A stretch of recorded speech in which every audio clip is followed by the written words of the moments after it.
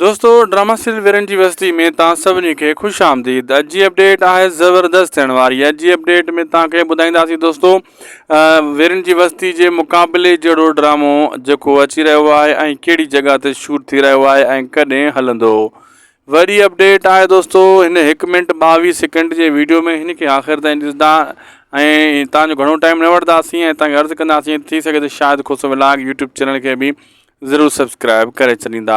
दोस्तों वीरन जी बस्ती जेको ड्रामो हली रहियो आहे हीअ त पंहिंजी जाइ ते सुठो आहे माशाल्लाह। हिन में कहाणी ॾिसो था तव्हां ज़ीनत साले शिरोज़ ख़ान बहादुर ख़ान इन्हनि जे हिसाब सां जेका इन्हनि में विच में कहाणी घुमे पई सही हले पई सुठो ड्रामो आहे माशाल्लाह।